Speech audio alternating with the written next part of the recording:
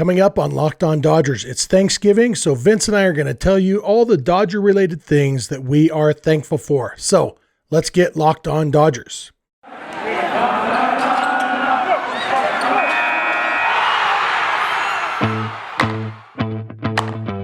You are Locked On Dodgers, your daily Los Angeles Dodgers podcast. Part of the Locked On Podcast Network, your team every day.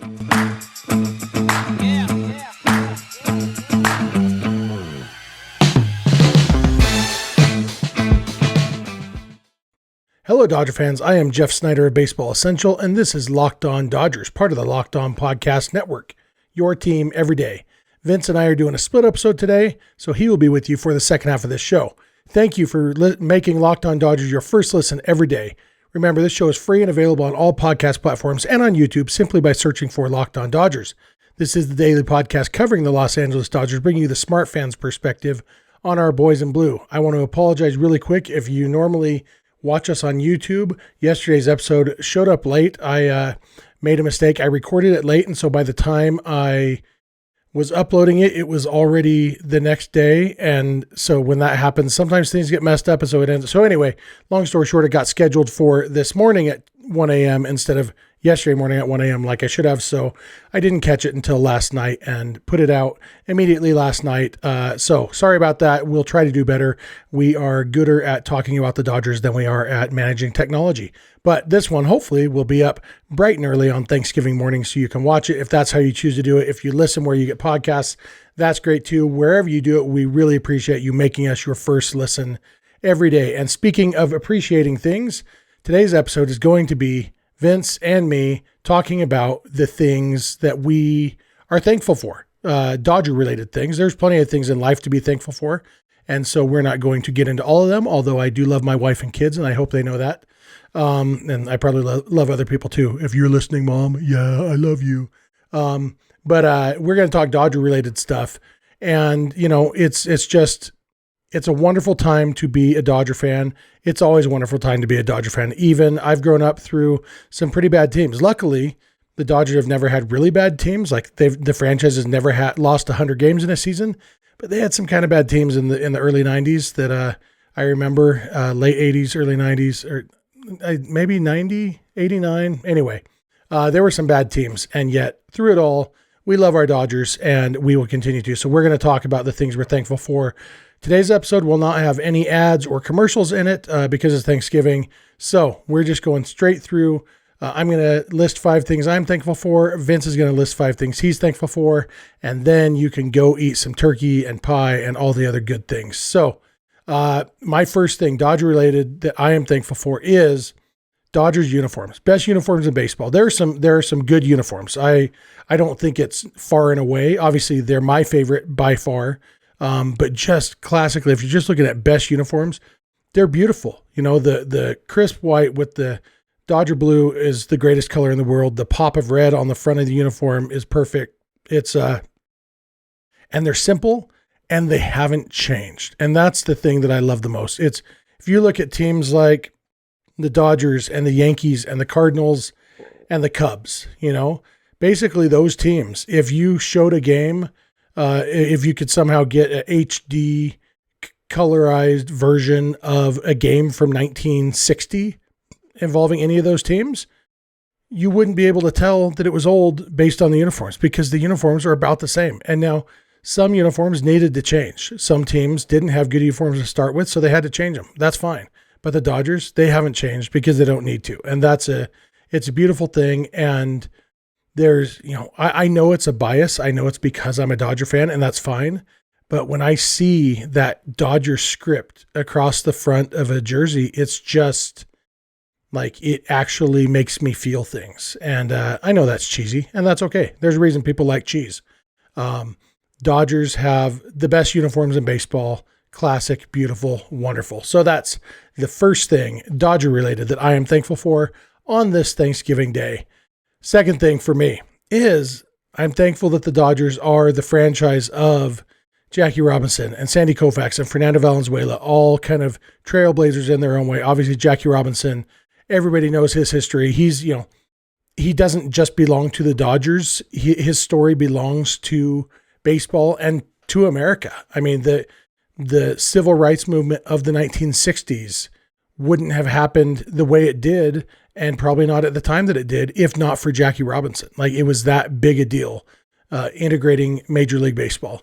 And so it's huge. And he, is a hero to everybody. And obviously, that's one. Sandy Koufax, kind of a lesser known pioneer in that way. But the fact that he skipped a World Series start because it fell on a Jewish holy day, and he chose to honor his religion, that's awesome. And I think that's great for Jewish players and just for people in general who want to be able to stand up for what they believe and say, you know what, some things are bigger than baseball. I think it's great. And obviously Fernando Valenzuela, the city of Los Angeles has a complicated history with the Dodgers, especially the Mexican and Mexican-American population of LA, which, as you know, there's a lot of. They had a complicated relationship with the Dodgers because when the Dodgers came in, moved into Chavez Ravine, it was not with the best of feelings.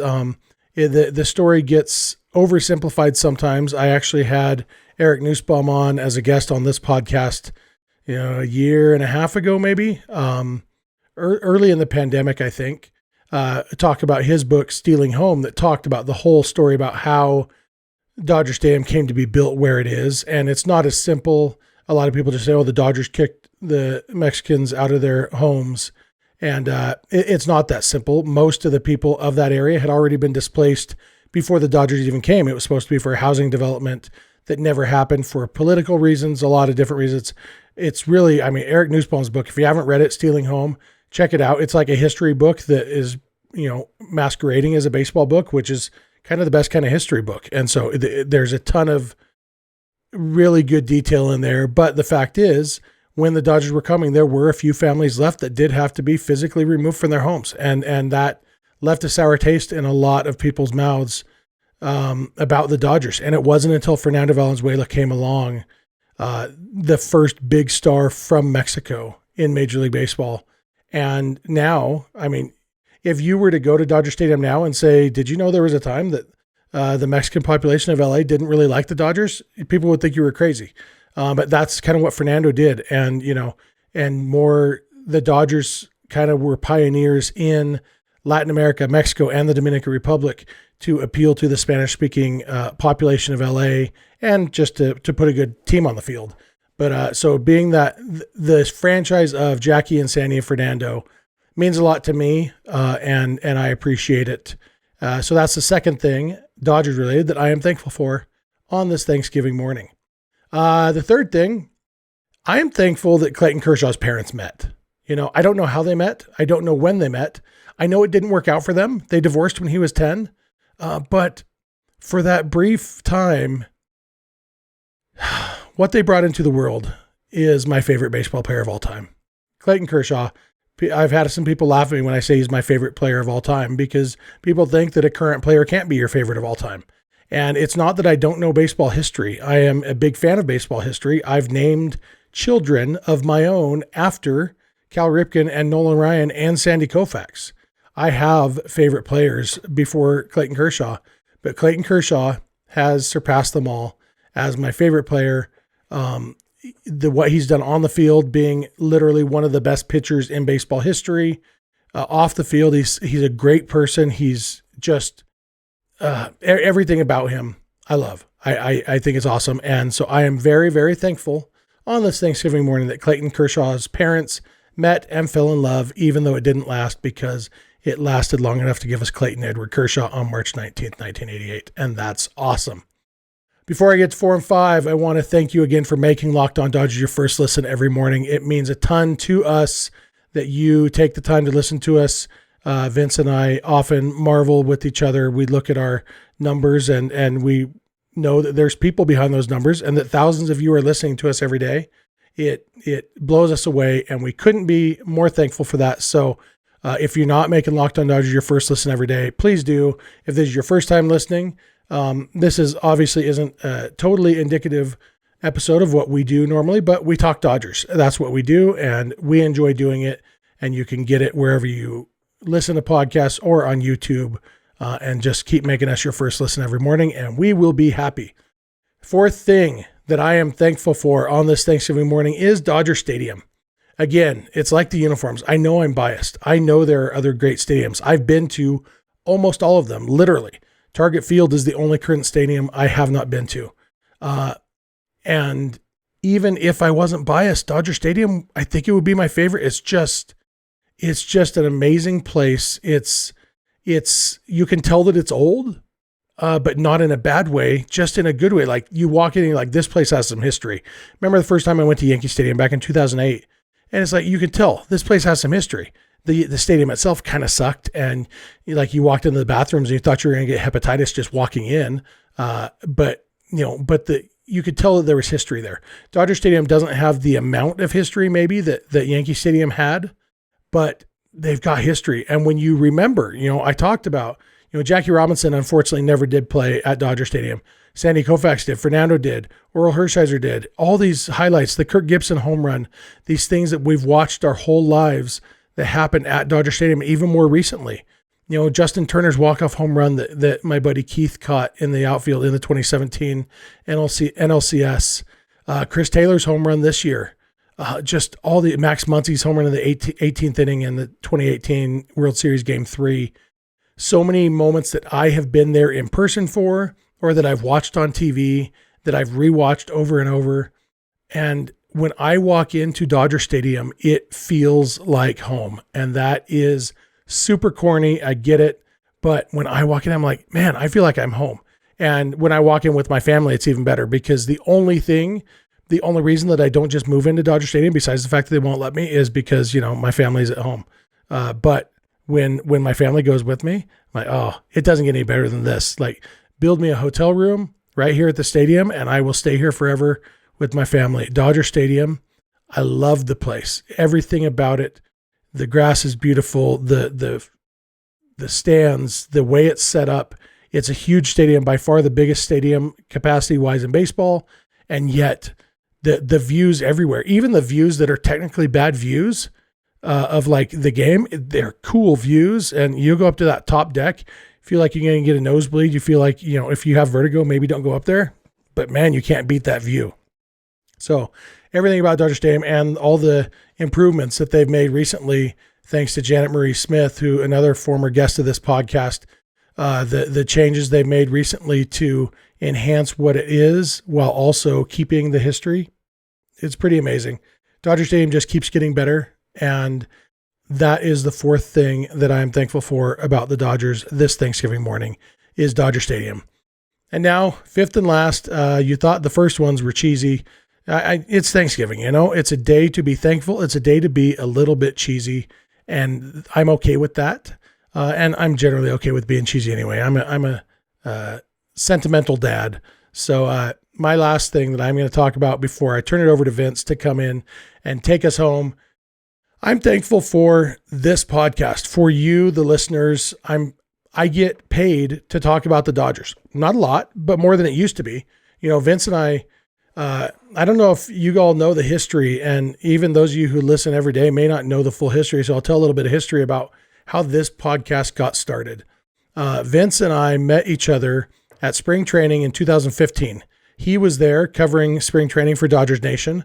I was there covering it for Baseball Essential. We were both there as media, and we happened to be on the same backfield watching some Dodgers take batting practice. It was the first time I ever saw Kike Hernandez hit, and he was hitting home run after home run to dead center over the batter's eye in center field. And I realized, man, for a little guy, this dude's got some pop. Jock Peterson was out there. He was a young guy, and he just, coming into his rookie year. So he had played a little bit of time the previous year. Mark McGuire was a hitting coach. He was there with them. I remember that Chris Heisey was there, and Jock Peterson couldn't believe Chris Heisey when Heisey told him that Heisey once hit 3 home runs in a game. I ended up writing an article about that because I was thinking, yeah, Chris Heisey is kind of an unlikely guy to hit 3 home runs in a game. And so I did some research on the least likely guys who have hit 3 home runs in a game.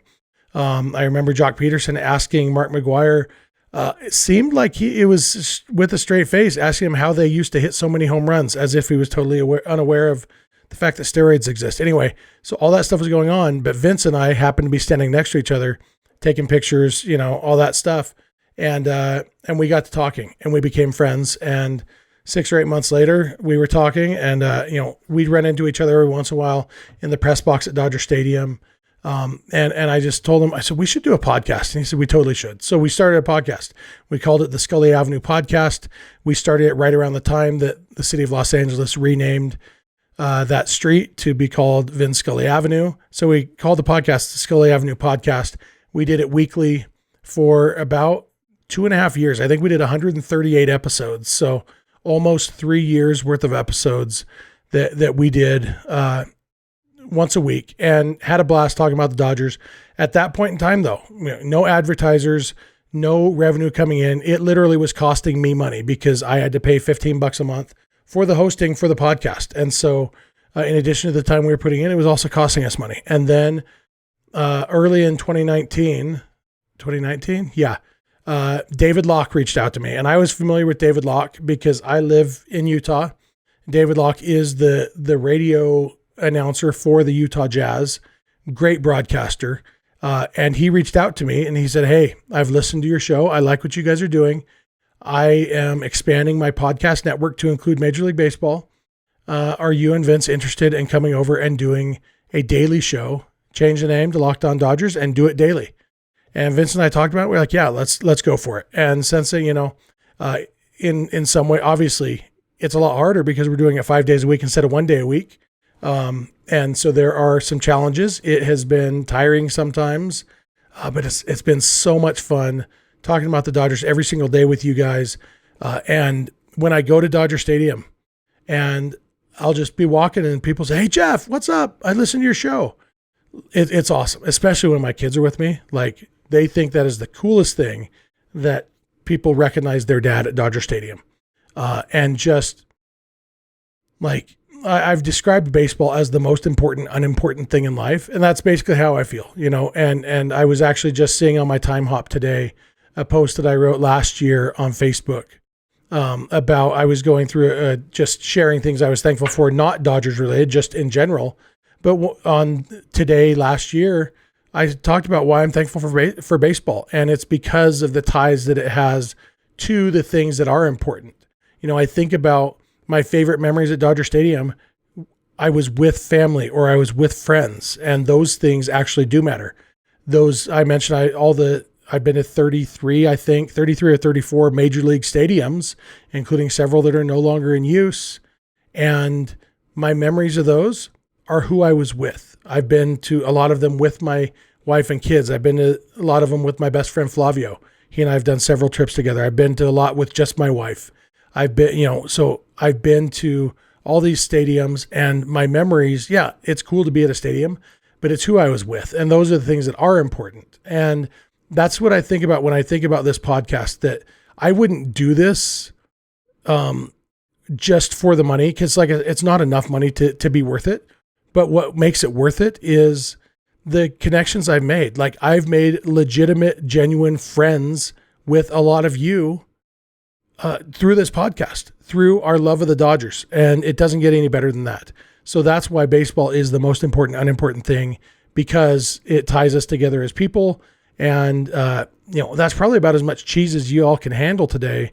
I assume Vince won't be quite as cheesy as me, just in general. He's cooler than me, younger, but he might get a little bit cheesy, but hopefully not, because you got to save room for turkey and mashed potatoes later today. But that's about all I have today. Those are the 5 Dodgers-related things that I wanted to share with you that I am thankful for on this Thanksgiving morning. Thank you again for making us your first listen every day. I love talking to you. We will be back tomorrow. Vince will give you all the info at the end. We will have one more show this week. I didn't even mention yesterday. I didn't notice until I was uploading it. Yesterday was our 700th episode of this show, not counting the 138 that we did of Scully Avenue. So we've done now 701 episodes of Locked On Dodgers, and we're going to keep coming at you every weekday because we love it. So thanks for making us your first listen, and Vince will be along in a minute. Yo, Vince Samperio here to take us the rest of the way on this episode. Shout out to Jeff for holding it down in the first half. Like I said, no ads today, so we're going straight through. Uh, Jeff said I wouldn't be as cheesy. That's probably correct, but I do want to reiterate one of the five thankful things the five things I'm thankful for, including the Dodgers or involving the Dodgers. It's hard not to replicate a couple of the answers Jeff gave. So I'll start with those two. First one is this podcast, and for me, it's a little bit different. For those of you that have been following me a while, since Dodgers Nation days, or if you followed along on Chavez Ravine Fiends, or if you've been with us on the podcast side, or if you just found us on the podcast, whoever it is, whatever it is, we appreciate it. I never thought I had a voice for podcasts. I still don't think I have the voice, but at least I have the ability to talk about the Dodgers. There's not many things I could probably do a podcast about, but the Dodgers is definitely up there with one of them. And definitely, appreciate Jeff. Jeff, during season, it's a lot easier for us to kind of, put it down but Jeff probably puts in a little extra work sometimes, since he's more of a stay-at-home family man at this point in his life. And for me, sometimes I go to Dodger games or I go out with friends, and I'm not going to get home till later. And it'd be a lot easier. Jeff, you can go solo today, and I appreciate him for that. So I'm thankful for him, thankful for this podcast, and thankful for all y'all. We I guess would probably still do this if you guys didn't listen, but I don't think we'd be getting any money for it. So appreciate you guys. We try to give it back as much as possible or be available for whoever as much as possible. And yeah, we appreciate it. Like Jeff mentioned, it's cool to meet up with people or hear people say, hey, I listened to your podcast, or hey, Vince, I recognize you. I'd love your podcast, or whatever the case is. And yeah, it's pretty cool sometimes, especially if you're with some friends, and that I know most of my friends don't listen to my podcast, so it's a little bit different when like there's people out there that actually do listen to it and appreciate it, and it's that's pretty cool. So yeah, definitely appreciate that. And then the other thing I had the same as Jeff is Dodger Stadium. I mean, Dodger Stadium is just memories. It's just memories. It's family. It's baseball. It's everything wrapped into one. It is truly a home away from home, especially in season. I mean, ever since I was old enough, I went to a few handful of games a year when I was younger, probably 5-10 games a year at least when I was growing up. But once I got old enough to pay for my own tickets, it was I'm there 20-30 times a year if I can. And there's just nothing like it. I could go there. I've been there by myself. I've been there in big groups. I've been there just me and my dad, just me and whoever, just family, friends, whoever it is. And it truly never gets old, even if the Dodgers lose, win, whatever the case is. When I'm going to Dodger Stadium, it's a great day. And luckily for me in my life, I've been able to go there a lot of times. I've been able to cover the Dodgers and go from the media route with press box and watching Brandon practice on the field and going on the field after the game or whatever the case is, going to the locker room, talking to the players, interviewing players, things like that. I've been able to do a lot of things. And I mean, those early trips to Dodger Stadium, without those, I don't know if I'd be where I'm at, especially, not just with podcasts, but in life. I'm able to now cover baseball 100% of the time for work. I get to do this podcast. I have, Chavez Ravine Fiends running on the side and keeping everybody updated with Dodgers news. So, yeah, there's just something about Dodger Stadium. And I think last year, not being able to go at all, you just really felt like, man, 2020 was a hard time in general. It was a tough time for everybody, especially those who lost loved ones and things of that nature. But as far as a Dodger fan, not being able to go to Dodger Stadium, I remember I joked with people. I got COVID tested at Dodger Stadium. I voted at Dodger Stadium. I got my vaccine at Dodger Stadium. Anything I could do at Dodger Stadium, I was going to do because that was all I got. The little boost I needed, little adrenaline rush that I needed from walking in there, or at least being close to it was enough for me. So, yeah, Dodger Stadium is definitely one of those things where, I can't wait to have kids and take my kids to Dodger Stadium and just, complete that circle and fully experience every which way of Dodger Stadium. So those are the two for sure right there. the three's a little more, not selfish, I guess, but just I'm thankful for Andrew Friedman and Guggenheim taking over. We had, other than tickets being really cheap and being able to sit field level for like 10, $15, Frank McCourt era was not that great, not fun, especially towards the end. Once, early on, that was fine because they were able to kind of mask it. After that, when you realize that they hadn't put money into scouting, they hadn't put money into development, they hadn't put money into a lot of different things, and everything was kind of running into the ground. Other than being able to go to sit field level for 10, $15, there was nothing wrong. There was nothing great about the Dodgers at that time. And Guggenheim came over. Magic Johnson was the face of it. Right away they lowered parking down for a little bit. Right away they brought in guys that right back then and started putting money into the team. And then they brought in Andrew Friedman, and ever since then, the Dodgers have yet to miss the playoffs with Andrew Friedman at the helm. And a lot of people criticize him, even still sometimes, but it's hard to criticize. And honestly, not really recently, because what did the Dodgers do at this trade deadline? They got the two best players traded at the deadline. They got Max Scherzer and Trey Turner. I know Friedman and the organization got a little bit of flack for the Trevor Bauer signing, and then obviously everything that happened after that. So rightfully so, if they thought they could either change him, or they thought he'd be fine, or they didn't do complete due diligence, whatever the case was. That's the one blip, and it could hurt them if it ends up being an issue when it comes to salary. But at the end of the day, for the most part, these last few years that Friedman's been here, the Dodgers have been the best team, or one of the best teams in baseball, make the playoffs every year, won the division every year up until this last year. And he's a driving force behind it. Obviously, having the money from the Guggenheim partners is the big part of it as well. But him being able to do things, and they've gotten guys on the fringe or for very cheap, and been able to turn it around. Whether the whole development system and Dodgers as a whole, and it's been fun to be a Dodger fan, because growing up, yeah, it was fun to be a Dodger fan because they have cool names, big names. Are these big names to us? Mike Piazza, Eric Karros, Raul Mondesi, all those rookies of the year in a row. You had Gagne and all that, but from the time I was born until Jose Lima won Game 3 of the NLDS in 2004, I had never seen the Dodgers win a playoff game. And even from then, from 2004 to even if you go to 2013, when this run started, I know that wasn't with Friedman, but even when this run started, they won some games, they won a couple of series, but they hadn't gotten past the NLCS. You bring in Friedman, 2014 and on, they've been contenders every single year. And sometimes it hasn't gone their way. One time it did go their way, and I would imagine that another time it's going to go their way. So I wanted to just shout out Andrew Friedman for sure. The next one I want to shout out, I guess, kind of goes hand in hand with earlier, but Dodger fans, it's a experience, Dodger fans, and you probably get this experience with any fandom, any team. Fan is short for fanatic, all those cliches.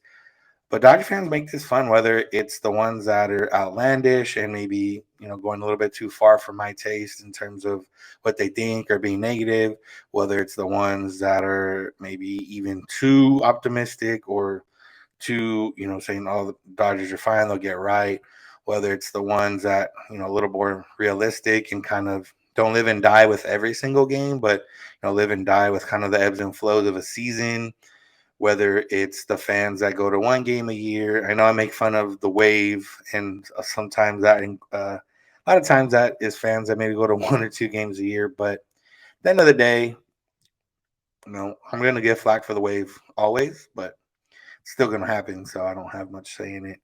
And yeah, I mean, it wouldn't be what it is. Being a Dodger fan wouldn't be what it is without the fans. And I think this just ties in the first part and the second part of Dodger Stadium. When you're at Dodger Stadium, that's the other part too, is high-fiving random people. I've high-fived numerous, hundreds, probably, maybe even thousands of random people over the time of being a Dodger fan, from celebrating big moments, big hits, big strikeouts, big home runs, whatever the case is. And even for bandwagon fans, or even for casual fans, or even for diehard fans, we all fan and we're all pulling for the same thing for the most part at the end of the day. And it feels good to put on Dodger hat every single day when I'm doing this podcast and try to unite some of these fans. So appreciate the fans. The last thing is just baseball in general. Like I said, I've been lucky now that my job is revolving around baseball. So Jeff can call baseball the most important, unimportant thing in his life. I get to call baseball an important thing in my life because it's what funds my life. It's what funds my day to day. It is obviously if baseball was gone, I could probably find another way. But at this point, baseball is important, and baseball has given me almost everything I've gotten in life or sports in general, but obviously baseball more specific now with the Dodgers and with my job now, Bleacher Report at handling BR walk off and everything else and just baseball. There's just playing sports growing up is teaches you a lot, probably teaches you more about being an adult and living life and handling things as an adult than even school does. School teaches you things you might need to know in order to survive on a day-to-day basis, mainly reading and writing. Everything else is a little bit subjective in terms of, I guess, surviving in everyday life. But baseball teaches you a lot of things, discipline. It teaches you, teamwork. It teaches you leadership, depending what kind of player you are or what you can see. You can always at least to see what a leader is or be that leader. It's taught me different things. Whatever the case is, it's just been a part of my life. Been part of family, friends. Got a lot of friends from it. Got a lot of family into it. Bringing people teaching people baseball is fun. I was a little league coach back in the day, and probably get back into that at some point in my life. And I've taught a handful of people that either didn't like baseball, didn't know baseball, had no idea about baseball, and now they are either big Dodger fans or big baseball fans, or they can at least go to a game and know what's going on for the most part. And for those that don't, I'm anytime something crazy happens in a Dodger game, I'm getting texts like what just happened or what was that, or anytime there's a rumor with the Dodgers, I'm getting messages and stuff like that. So it keeps me, I got best friends because of baseball. I got everything, everything that I've got now. I can kind of track back to baseball and sports in general. So, just gotta want to be thankful for that. And yeah, I don't know if that's cheesy or not, but if it is, it is. If it's not, it's not. Those are the 5 things.